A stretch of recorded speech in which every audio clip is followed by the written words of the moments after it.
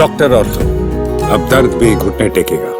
दिल्ली की जीवन रेखा मानी जाने वाली यमुना नदी एक बार फिर सुर्खियों में है, लेकिन इस बार वजह है उसकी सफाई को लेकर एक ठोस और तकनीक आधारित कार्य योजना।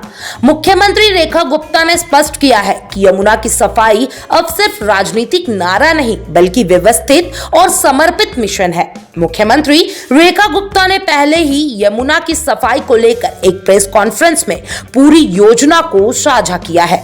उन्होंने बताया कि पहले की सरकारों ने केवल बैठकों और कागजी योजनाओं तक खुद को सीमित रखा, जबकि अब दिल्ली सरकार जमीनी स्तर पर काम कर रही है। योजना के पहले चरण में ड्रोन टेक्नोलॉजी का इस्तेमाल किया जा रहा है। दिल्ली में जितने भी नाले सीधे यमुना में गिरते हैं, उन सभी की ड्रोन सर्वे के जरिए मैपिंग की जा रही है। ये देखा जा रहा है कि कौन कौन से नाले कितने मात्रा में और किस प्रकार का गंदा पानी यमुना में छोड़ रहे हैं। ड्रोन से नालों की गहराई, चौड़ाई, जल प्रवाह और स्लज की मात्रा का विश्लेषण किया जा रहा है, ताकि हर नाले के लिए अलग और सटीक समाधान तैयार किया जा सके।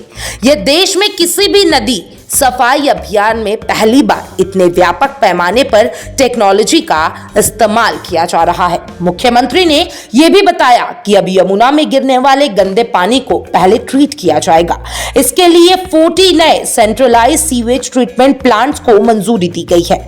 इसके साथ साथ मौजूदा एसटीपी को अपग्रेड किया जा रहा है। सरकार का दावा है कि यह पूरा अभियान लगभग 4000 करोड़ रुपए की लागत से संचालित किया जा रहा है। परियोजना पर पहले ही काम शुरू हो चुका है और अगले कुछ महीनों में इसके नतीजे भी सामने आने लगेंगे। यमुना को प्रदूषित करने वाले 67 हॉटस्पॉट को चिन्हित किया गया है, यानी वे स्थान जहां से सबसे अधिक गंदगी यमुना में प्रवेश करती है। इन स्थानों पर तत्कालीन और दीर्घकालीन उपाय लागू किए जा रहे हैं। सीएम रेखा गुप्ता ने प्रशासनिक सुधार की दिशा में भी बड़ा कदम उठाया है। उन्होंने बताया कि पहले यमुना सफाई से जुड़ी लगभग 20 समितियां काम कर रही थी, लेकिन इनमें समन्वय की भारी कमी थी। अब इन सभी को समाप्त कर एक सेंट्रलाइज कमेटी बनाई गई है, जिसमें केंद्र सरकार, दिल्ली सरकार, एमसीडी और तमाम तकनीकी एजेंसियों के अधिकारी शामिल होंगे। यह कमेटी नियमित रूप से बैठक करेगी और जमीनी रिपोर्ट के आधार पर फैसला लेगी। एक ही मंच पर सभी निर्णय लिए जाएंगे ताकि नीति से लेकर अमल तक की प्रक्रिया में कोई बाधा न आए। सीएम ने बताया कि बीते 3 महीनों में 20 लाख मैट्रिक टन सिल्ट यानी गाद को निकाल के हटाया गया है। यह कार्य डिसिल्टिंग का एक अहम हिस्सा है, जो नालों के जल प्रवाह को बेहतर बनाता है और गंदगी के जमाव को रोकता है। योजना का उद्देश्य केवल यमुना नदी की सफाई नहीं है, बल्कि इसके जरिए दिल्ली वासियों को एक स्वच्छ, सुंदर और टिकाऊ पर्यावरण उपलब्ध कराना है।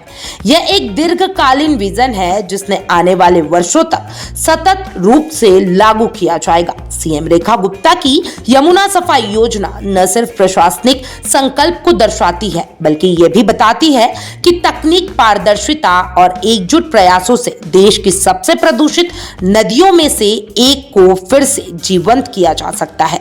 यदि सरकार की ये योजना अपने लक्ष्यों को पूरा करती है, तो यह अभियान राष्ट्रीय स्तर पर एक मॉडल भी बन सकता है। आप क्या सोचते हैं ये यमुना सफाई के प्रोसेस के बारे में? कमेंट बॉक्स में जरूर बताइएगा और तमाम ऐसे अपडेट्स के लिए चैनल 4 न्यूज़ इंडिया के साथ बने रहें। डॉक्टर ऑर्थो, अब दर्द भी घुटने टेकेगा।